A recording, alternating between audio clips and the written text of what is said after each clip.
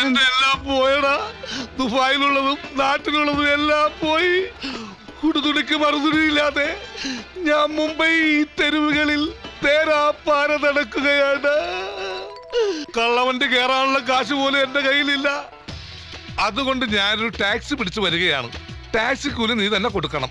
കൂടാതെ നീ എനിക്ക് തരാനുള്ള കാശും പലിശയുടെ പലിശയും. ഹലോ, നിങ്ങൾ ആരോട് സംസാരിക്കുന്നറിയോ?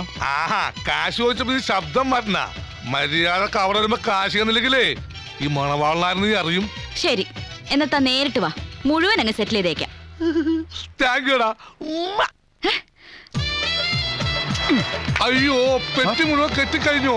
എന്റെ ഫുൾ ക്യാഷ് അതിനകത്തായിരുന്നു. കെട്ടിയ പെട്ടി ഒരിക്കലും അഴിക്കരുത്, ഐശ്വര്യക്കേടാ. പ്രത്യേകിച്ച് ഒരു ലോങ് ട്രിപ്പ് പോകുമ്പോ. ബുക്കും പേപ്പർ ഉണ്ടോ? വണ്ടിയുടെ ബുക്കും പേപ്പർ അല്ലല്ല, പറ്റുബുക്കേ. ഇല്ലെങ്കിൽ 200 പേരുടെ വരിട്ടൊരെണ്ണം വാങ്ങിച്ചോളൂ. എന്നിട്ട് ഇവിടെ മുതൽ അവിടം വരെയുള്ള എന്റെ എല്ലാ ചെലവുകളും എഴുതി വെച്ചോളൂ.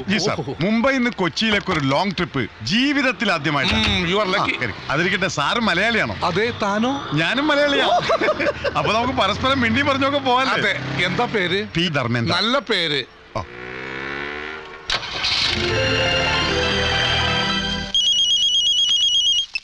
Hello mister Harikrishnan. അതെ. തൊഴില് പടക്ക കച്ചവടം.